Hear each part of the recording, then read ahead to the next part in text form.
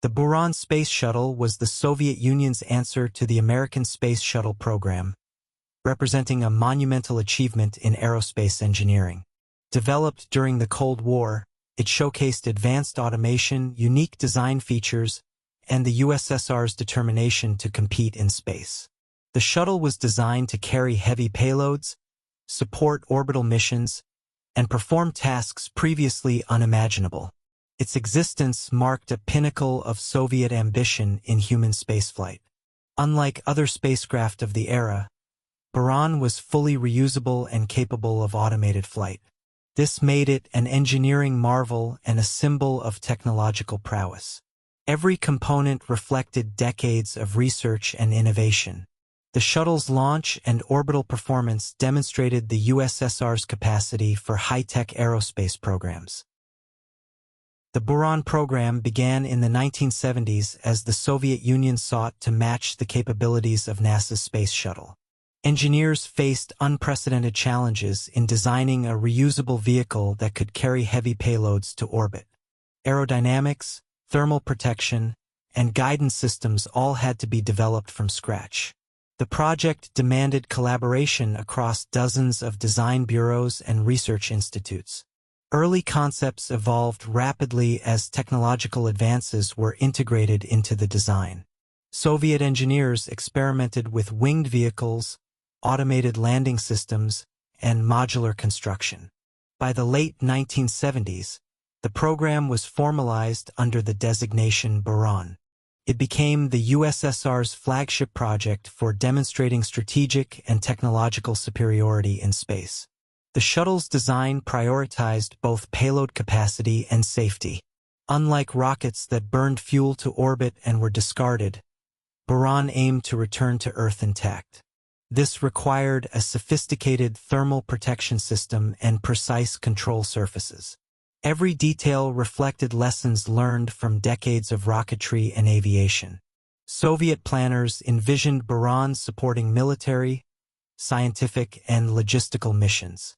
It could deploy satellites, ferry cargo, and even support reconnaissance. The multi-purpose nature of the shuttle reflected the dual-use mindset of the Cold War. Its versatility made it both impressive and highly ambitious. By the early 1980s, prototypes and test models were in development. Wind tunnel tests and scaled flights refined aerodynamics. Automation systems were rigorously tested to ensure reliability. The program accelerated toward a full-scale operational shuttle. Buran resembled NASA's shuttle in appearance but differed in key technical aspects. It used an entirely automated flight system, capable of landing without a pilot on board. Its engines were carried on the Energia rocket rather than the shuttle itself. This separation allowed greater payload flexibility and reduced shuttle weight. The thermal protection system was critical for re-entry. Thousands of heat-resistant tiles covered the surface, protecting the shuttle from temperatures exceeding 1,500 degrees Celsius. The system was designed to survive multiple missions, reflecting advanced materials engineering.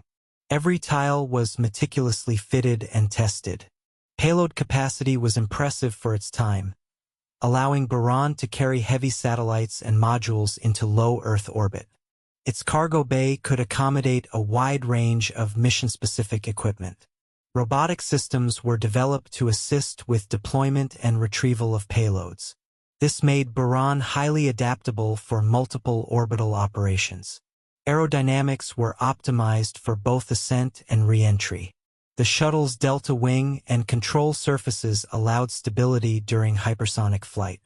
Engineers conducted extensive computational and experimental analysis to achieve precise handling. The vehicle's shape reflected decades of aerospace innovation.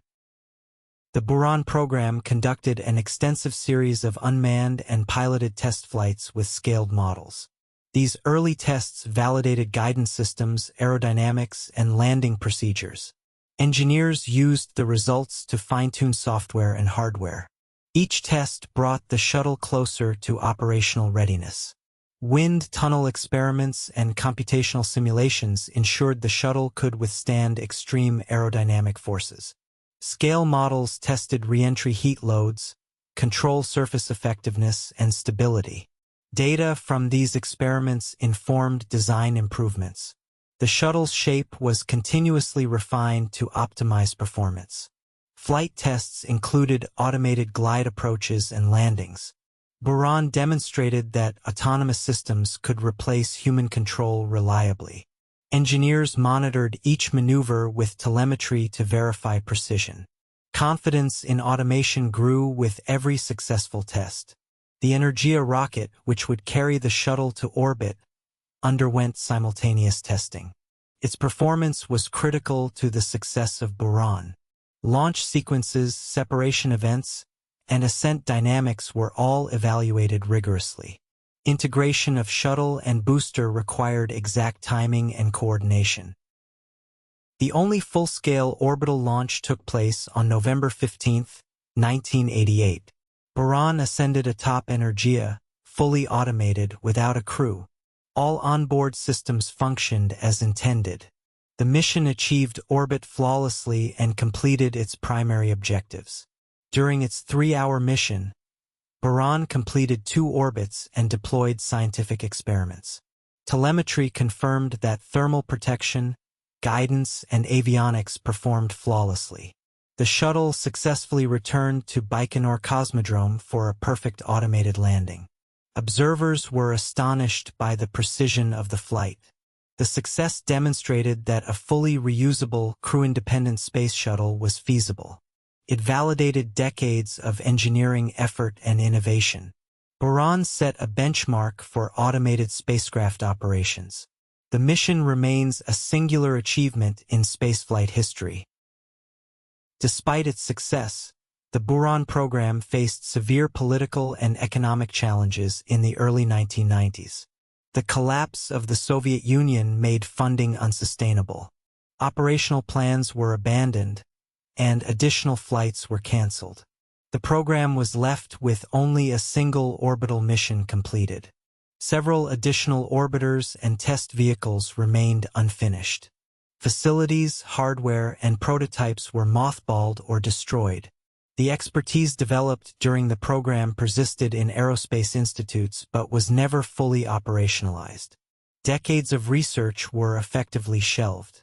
The cancellation was a major blow to Soviet space ambitions. Buran had symbolized technological parity with NASA's shuttle program. Its termination reflected broader financial and strategic realities. The program's abrupt end left many engineers and designers frustrated. Even in cancellation, Buran influenced future spacecraft design. Automation systems, thermal protection technologies, and payload handling innovations informed subsequent Soviet and Russian projects. Concepts were incorporated into Energia boosters and unmanned missions. Lessons learned shaped decades of aerospace engineering. Public fascination with Buran continued despite its short operational life. Media coverage, models, and photographs highlighted its advanced design. The shuttle's appearance inspired admiration among engineers and enthusiasts. Its sleek aerodynamic profile became emblematic of Cold War space technology. Buran demonstrated the USSR's capability to produce highly sophisticated, reusable spacecraft. Even a single orbital flight proved feasibility of automated operation. It set a standard for precision engineering and aerospace innovation. The shuttle remains a reference point in space history. The legacy of Buran endures in aerospace knowledge and inspiration. Though it never flew again, its story is remembered as a remarkable technical achievement. The shuttle exemplifies the heights of ambition and engineering during the Cold War. Its influence continues in modern space programs and spacecraft design. Buran's singular orbital flight represented the pinnacle of Soviet shuttle engineering.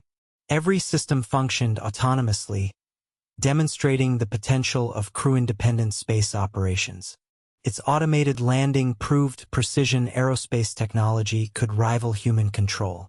This mission remains an extraordinary milestone. The shuttle showcased advanced thermal protection capable of surviving re-entry multiple times.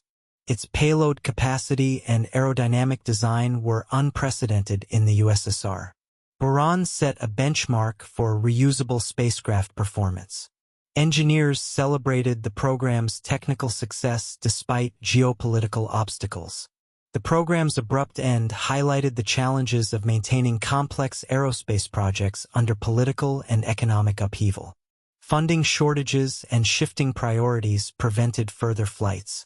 Only a single orbiter ever reached space, leaving unrealized potential. Despite this, the program left a lasting legacy in aerospace engineering. Technological lessons from Buran informed later Russian spacecraft. Automation, avionics, and thermal materials influenced subsequent programs. Engineers applied knowledge to unmanned and crewed missions alike. The shuttle contributed to the broader advancement of aerospace science. Buran inspired future engineers and space enthusiasts. Its engineering solutions remain a reference for reusable spacecraft design. Universities, aerospace institutes, and designers study its successes and limitations. The shuttle's story continues to motivate innovation in space technology. Public and historical fascination with Buran endures. Exhibits, models, and media coverage keep its legacy alive. The shuttle stands as a testament to Cold War ambition and technical ingenuity. Its achievements continue to be celebrated internationally.